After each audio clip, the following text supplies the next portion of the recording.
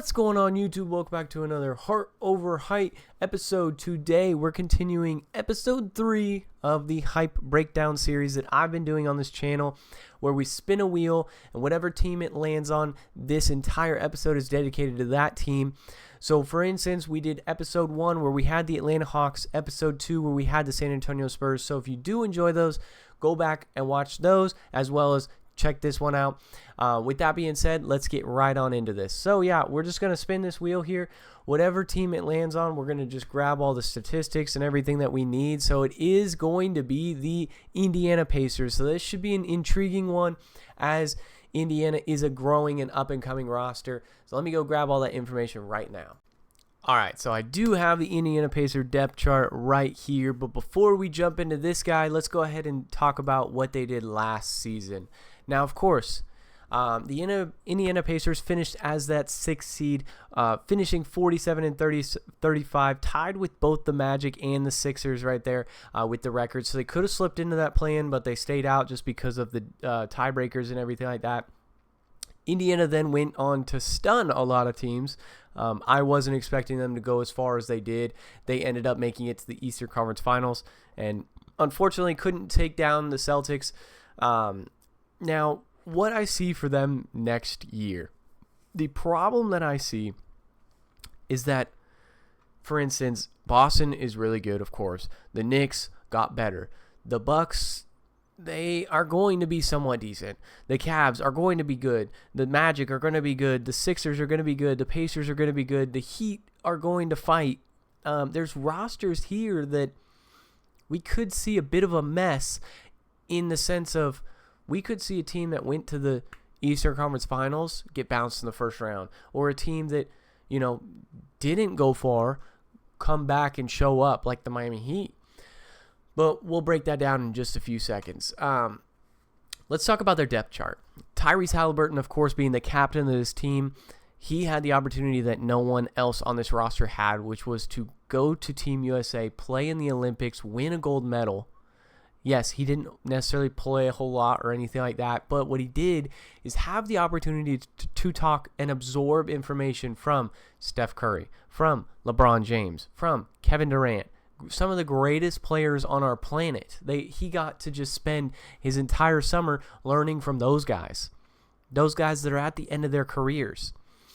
Now, what that's going to do to help him is just learn, especially, I believe, from Steph Curry, because not saying that they have the same exact game or anything like that, but they're both guards and they both run their offense and everything.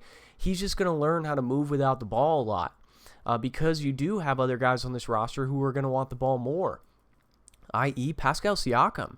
There was a time in Toronto when Pascal Siakam, he was running like a point forward for them when they were making their championship run.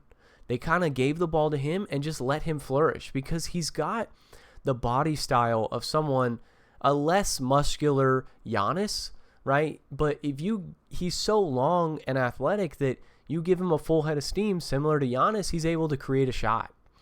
Then you have someone who's a hyper athletic forward in Aaron Nesmith, also a 3-and-D kind of guy. He's a really good dunker. Kind of just shows like this offense here has a lot of versatility. Andrew Nembhard, another guy who could use the ball in his hand, just kind of up-and-coming player as well. Got him on a steal of a re-signed contract. And then last but not least, in their starting lineup, you got Miles Turner. Now, Miles Turner, he's always been in those trade rumors where we, possibly saw him going to the Lakers or somewhere else, the Pelicans even, but he ended up staying true and staying put in Indiana, and he has done so thus far. And he is the typical big man that this league is looking for on every roster. He's someone that everyone can use because he stretches the floor, he blocks shots, he rebounds the ball. Now, as long as Tyrese Haliburton can stay healthy, this roster should be pretty good. But if he's not healthy, they do have some other options here because, of course, last year he had that shoulder issue. TJ McConnell came in and filled that role. TJ McConnell is going to be similar. He could be similar to the sense of like Nick Collison for the Thunder a few years back, where he's going to get like he's just got all the respect in the world from everyone because he's not the biggest guy, he's not the strongest guy, he's not the fastest guy, but he always somehow makes the right play, as well as he just plays with his heart. He is a typical heart engine kind of guy. Similar, the exact example was Nick Collison. Nick Collison for Oklahoma City got his jersey retired because of that. He was never the best player on the court. Neither is TJ McConnell. But he is just like developed so like well for this team in the sense of like he has been the guy that just you can fall back on. He's going to make a lot of great plays, decent free throw shooter, good shooter, always going to be able to pass the ball, is so selfless on the court and just always in the right place at the right time. Now, an interesting guy on this roster is going to be Bennedict Mathurin. We thought that he could be a possible Sixth Man of the Year candidate, and he's just up and coming and growing. He's somebody that he's instant offense for them. So having that coming off the bench is going to be very necessary for competing against these other rosters like, Boston, who's super deep, or Philly, who's gotten deeper, or, Milwaukee, who has some depth, not really, but decent depth. New York, who's got a lot of wings. All these rosters here that have all these different wings, you're going to need as many wings as you can to kind of throw bodies at everyone. Another guy that's extremely interesting is Obi Toppin, because he has like these up and downs where he plays really well. He's doing like through the legs dunks in season, stuff like that. And then just has like quietness here and there. Isaiah Jackson, another guy, solid depth guy for them as they're looking to just have a decent backup center.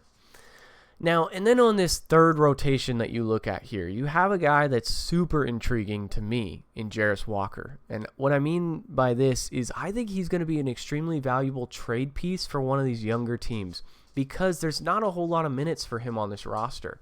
And his value is decently high as he was just a rookie. He is somebody that I think that you can just utilize near the trade deadline. You give someone like James Wiseman time to on the court and let him kind of flourish a little bit, you hope, and do something like you did with Jalen Smith, where Jalen Smith didn't work over in Phoenix, came over to y'all. He played decently well. It gave you some serviceable minutes there. James Wiseman could be just like that. Didn't work out for Golden State. Moves over, doesn't work out there, moves finally to Indiana on a cheaper deal to bet on himself one last time probably before he's labeled as a complete bust. So Wiseman could just go over and just win games or just play serviceable minutes for them and then hopefully do something there to where then he can be used as a trade package alongside Jarace Walker so that you can go get something that is going to help you win now as your Indiana. Now, my prediction for this roster, the prediction being that I see them, honestly, I could see them being a very good regular season team, similar to how the Sacramento Kings were a few years ago. They were able to put together wins because their offense was so strong. Their offense was just, it didn't matter about the defensive end because they were just outscoring everyone. Now, what this roster is built for is that instant offense. They're built to just go out and just hammer points on the board, score really quickly, run and gun offense. And all of these players on this roster here fit that very well, i.e. Tyrese Halliburton is going to be a good playmaker there. You have someone like Pascal Siakam who's going to be a good playmaker there as well, who's going to just push the pace. This roster is built for it. They have 14 nationally televised games, so they're going to be looking to win. So I'm very excited for this roster overall. I see them kind of around the same spot that they were in, 6th, 7th seed, but they could be a scary team yet again as that pace just outscores other teams. So what they need to do is just keep riding with your roster. You're young, you're developing, see who's working. If one of these young guys like Bennedict Mathurin or Jarace Walker's not working for you, or there's no minutes for them, ship them out the door as their higher value. And then what you need to do is play through, of course, your stars, your Tyrese, your Pascal, your Miles Turner, and let those guys do their thing. This roster is built to win, and then focus on your defense. So guys, with that being said, it's been another hype breakdown episode. So if you did enjoy this, do me a huge favor, smash the like button, subscribe to the YouTube channel, comment down below what you think about the Indiana Pacers. So with that being said, it's been another Heart Over Height, and I'll catch you guys in the next one. Peace.